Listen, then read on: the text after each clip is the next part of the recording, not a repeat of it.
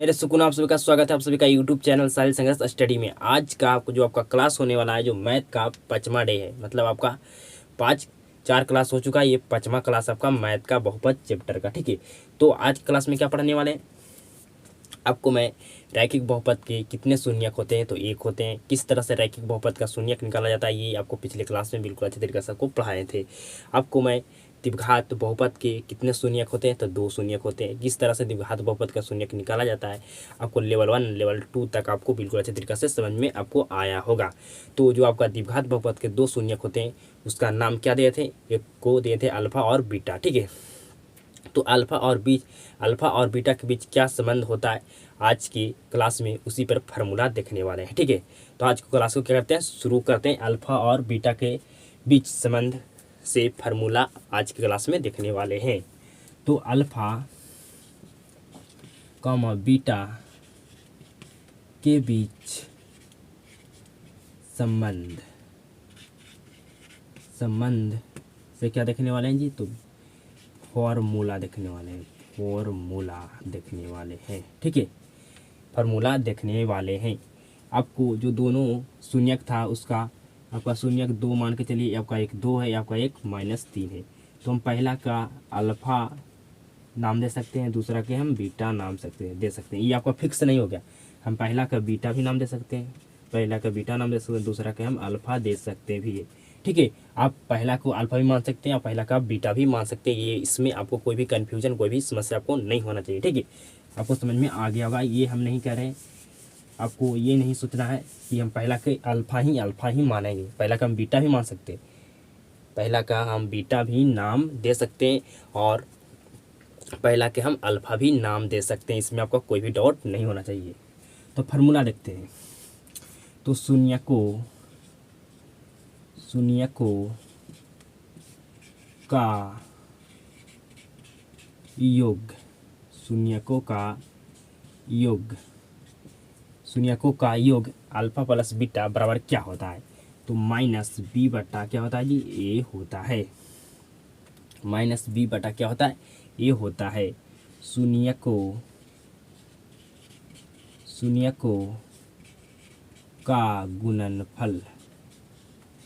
गुणनफल alpha into beta लिखेंगे, ठीक है। यहाँ पर गुणना का चिन्ह देंगे तो अच्छा नहीं लगेगा, इसलिए हम इंटू यहाँ पर लिखे। तो बराबर क्या होगा, हमें क्या बराबर प्राप्त होगा, अल्फा इंटू बीटा बराबर क्या होगा, तो c बटा ए होगा, ठीक है। अब व्युत्क्रम मतलब समझते हैं, व्युत्क्रम शब्द मतलब आप समझते हैं। व्युत्क्रम मतलब क्या होता है, आपसे पूछा जाए कि ए का व्युत्क्रम क्या होता है, ए का व्युत्क्रम तो 1/a होगा भी। ए का व्युत्क्रम मतलब क्या होता है, आपका जो भी संख्या है उसका व्युत्क्रम से मल्टीप्लाई करने पर, गुना करने पर उसका आंसर 1 आना चाहिए। क्या आना चाहिए, उसका उत्तर 1 आना चाहिए। मतलब ए का आपको क्या करना है, व्युत्क्रम निकालना, ठीक है। तो ए का व्युत्क्रम क्या होता है, 1/a होता है, ठीक है। तो जो संख्या का आपको व्युत्क्रम निकालना है, ठीक है, तो उस संख्या के व्युत्क्रम से मल्टीप्लाई करने पर उसका आंसर क्या आना चाहिए, 1 आना चाहिए, उसका आंसर 1 आना चाहिए, ठीक है। आपसे पूछा जाए b का व्युत्क्रम क्या होता है, तो 1/b होगा।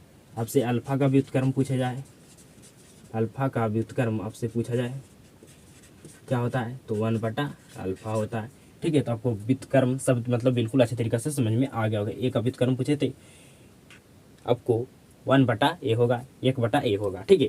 तो अब आपको इस पर एक फार्मूला है, इसको आपको समझना होगा। 3 फार्मूला है, 3 फार्मूला याद करने में आपको कितना समय लगेगा आप बता सकते हैं जल्दी कमेंट में। आपको समय नहीं लगना चाहिए तीनों फार्मूला को याद करने में। नेक्स्ट फार्मूला आपका है, ये पहला फार्मूला हो गया आपका, ये दूसरा फार्मूला हो गया, ये आपका तीसरा फार्मूला हो गया। शून्यकों का व्युत्क्रम शून्यकों के व्युत्क्रम का योग 1/अल्फा 1/बीटा इंटू बराबर क्या होगा, तो -b/c होगा, माइनस बी बटा सी होगा। ठीक है, तो अल्फ़ा और बीटा के बीच संबंध का आपका फार्मूला कितना है, तो 3 गो फार्मूला है, 3 ठो फार्मूला है। पहला फार्मूला क्या, शून्यकों का योग, मतलब आपको अल्फ़ा प्लस बीटा बराबर क्या होता है आपको पता होना चाहिए। दूसरा फार्मूला क्या, शून्यकों का गुणनफल, मतलब अल्फ़ा इंटू बीटा बराबर क्या होता है ये आपको पता होना चाहिए। तीसरा फार्मूला आपका शून्यकों का व्युत्क्रम का योग, मतलब 1 बटा अल्फ़ा प्लस 1 बटा बीटा बराबर क्या होता है आपको पता होना चाहिए। तीनों फार्मूला का आप याद कीजिएगा बिल्कुल अच्छे तरीक़ा से। ठीक है, अब इस तीनों फार्मूला को आप जांच करते हैं, आपको हम साबित करके बताते हैं कि फार्मूला आपका गलत है या सही है। ठीक है, ये फार्मूला आपका तीनों जो हम बताएं ये क्या हम गलत बताएं या सही बताएं, इसको क्या करेंगे हम प्रूफ करेंगे, साबित करेंगे। इसके लिए आपको एक क्वेश्चन का लेना होगा, उस क्वेश्चन के सॉल्यूशन की मदद से हम क्या करेंगे, फार्मूला को जांच करेंगे। तो मैं क्वेश्चन लेता हूँ, x² प्लस 7x प्लस 12। ठीक है, क्या लेता हूँ 12, या हम क्या लिए एक क्वेश्चन लिए। अब इसका क्या करना है, हमको ज्ञात करना, शून्य ज्ञात करना है हमको फार्मूला को जांच करने के लिए। तो p फंक्शन ऑफ x बराबर x² plus 7x plus 12, p function of x बराबर 0, तो x² प्लस 7x प्लस 12 बराबर 0।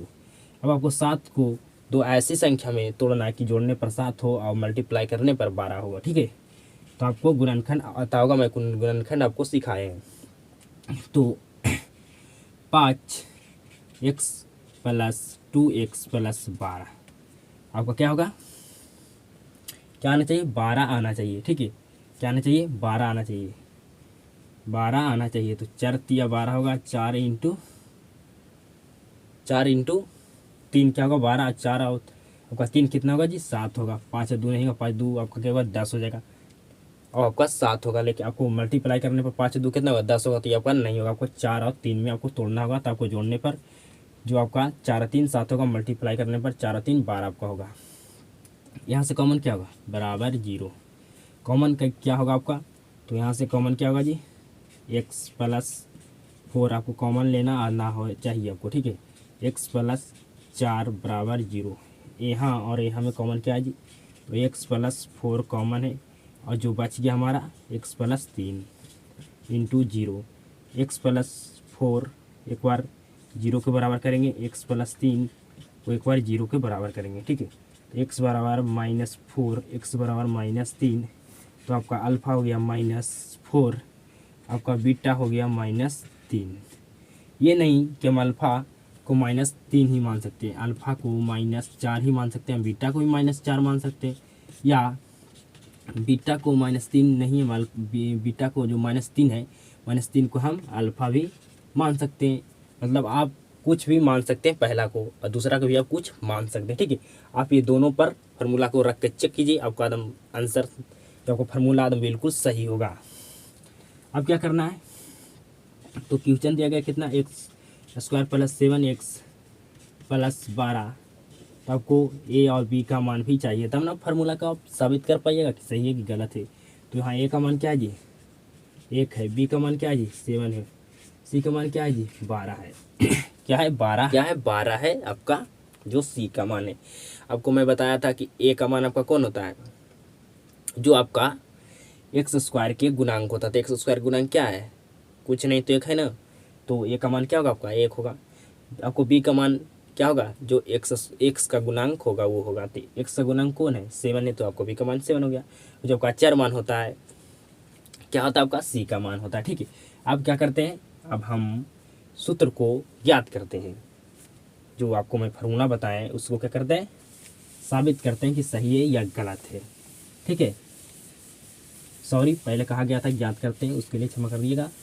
हम क्या करते हैं, साबित करते हैं कि आपका फार्मूला सही है या नहीं, ज्ञात नहीं करते हैं, साबित करते हैं। ठीक है, तो फर्स्ट फार्मूला क्या था बताइए।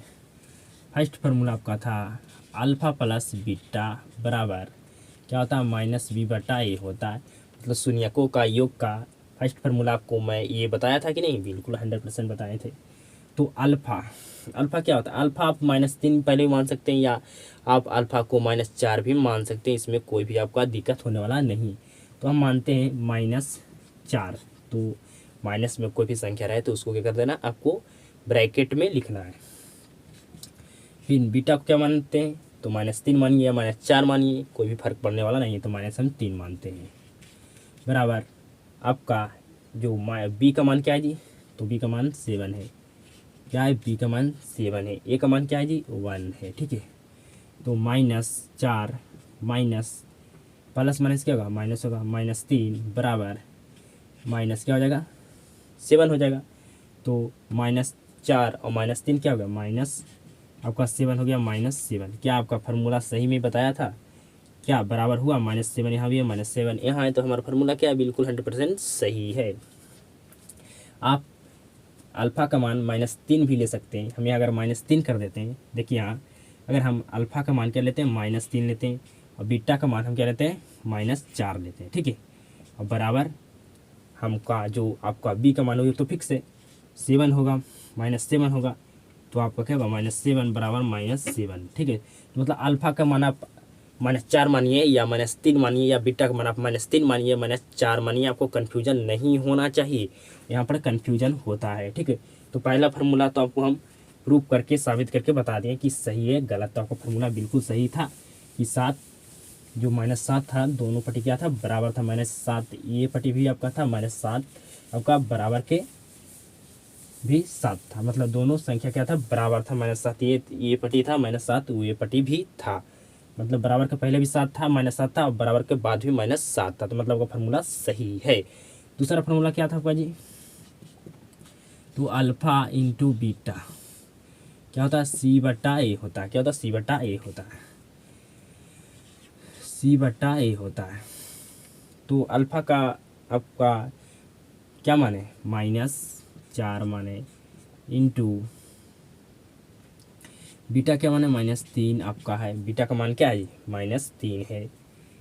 आपका सी का मान क्या है, 12, और ए का मान 1 है, तो -4 इंटू -3 बराबर 12, जब मल्टीप्लाई करेंगे तो 12 बराबर 12, तो आपका 12 मतलब आपका फार्मूला क्या गलत है, सही सही है। बराबर के ई पट्टी भी आपका 12 बराबर के ऊपट्टी भी बराबर है, 12 है, तो आपका दोनों क्या संख्या सेम है, तो आपका फार्मूला सही है। तीसरा फार्मूला आपको क्या बताए थे, समझिए, तीसरा फार्मूला आपको क्या बताए थे, तो तीसरा फार्मूला आपको बताए थे 1/अल्फ़ा प्लस 1/बीटा बराबर क्या होता है, -B/C होता है। ठीक है, -B/C होता है। तो अब आगे समझिएगा,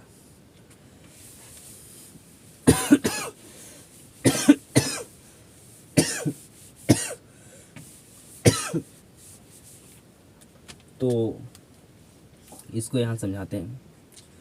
अल्फ़ा को आप -3 भी मान सकते हैं, -4 भी मान सकते हैं। तो -3 तो आपको ब्रैकेट क्या करना है, लगा देना है, प्लस बीटा का मान आपका क्या है, -3 है, बराबर माइनस बी का मान क्या है जी, 7 है। ठीक है, और सी का मान क्या है जी, 12 है।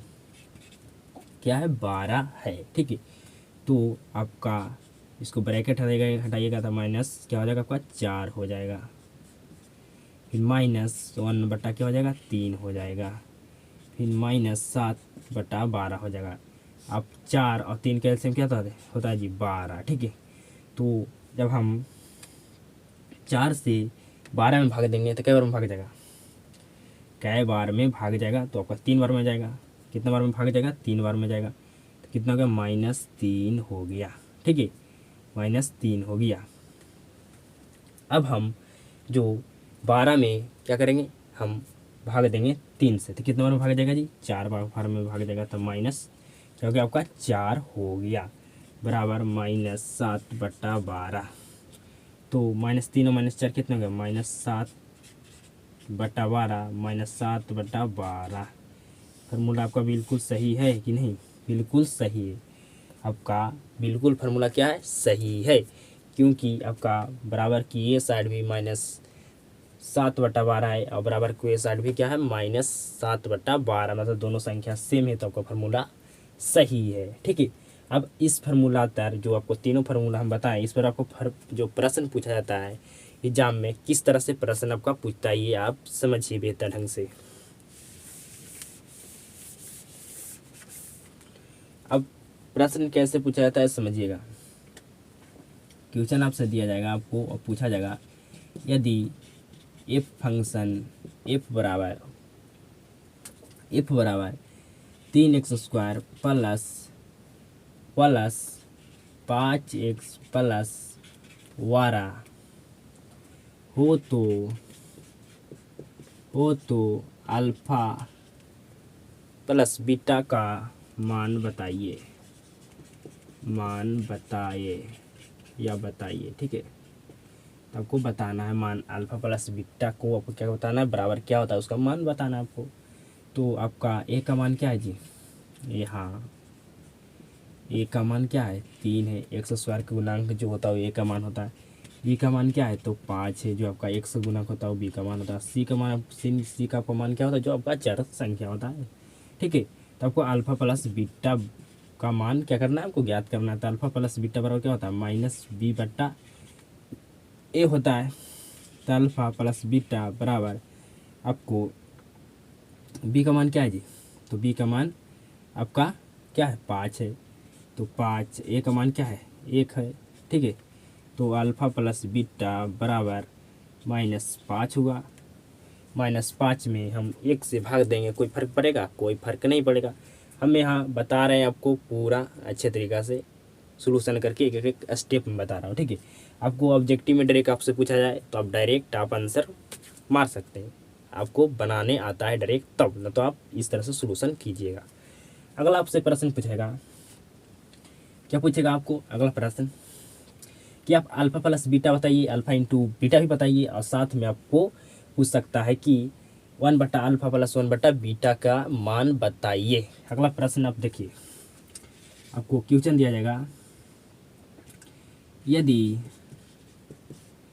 p function of x 7x² plus 12x plus 18 हो तो अल्फा प्लस बीटा बराबर क्या होगा, अल्फा इंटू बीटा बराबर क्या होगा 1/α प्लस 1/बीटा बराबर क्या होगा। आपको ये तीनों फार्मूला से प्रश्न पूछ सकता है जी। ठीक है, तो आपको अल्फा प्लस क्या बीटा बताना है। तो अल्फा प्लस बीटा बराबर फार्मूला क्या होता है -b/a। ठीक है, तो आपका बी का मान क्या है माइनस और बी का मान 12 है, और 1 से भाग देंगे तो क्या आएगा -12। हम डायरेक्ट बना रहे हैं। ठीक है, अल्फा इंटू बीटा क्या होता है c/, ये होता है c का मान क्या है तो 18, और 1 में भाग देंगे तो क्या कुछ फर्क पड़ने वाला नहीं है, तो 18 आपका आंसर हो गया। आपका इसका फार्मूला क्या होता है c -b/c होता है, -b/c होता है। तो माइनस और b का मान क्या 12, तो -12 हो गया, और आपका c का मान 18। ठीक है, 6 दूनी 12, 6 तिया 18, मतलब आपका -2/3 आपका आंसर आ गया। ठीक है, आपका आंसर आ गया। ये तीनों फार्मूला से, तीनों सूत्र से आपको इस टाइप से प्रश्न पूछा जाएगा। आपको मैं बता दिया, जो तीनों फार्मूला मैं बताया आपको मैं बता दिया कि ये फार्मूला सही या गलत है, मैं आपको प्रूफ करके मैं साबित करके बताया। ठीक है, तो अगला टॉपिक आपको अगले क्लास में देखने के लिए मिलेगा। अगर आप क्लास से कुछ भी सीख पाते हैं तो इस क्लास को आप एक शेयर जरूर करना। ठीक है, ये हमें उम्मीद और विश्वास है। आप सभी के साथ मुलाकात होता है नेक्स्ट क्लास में। क्लास देखने के लिए धन्यवाद।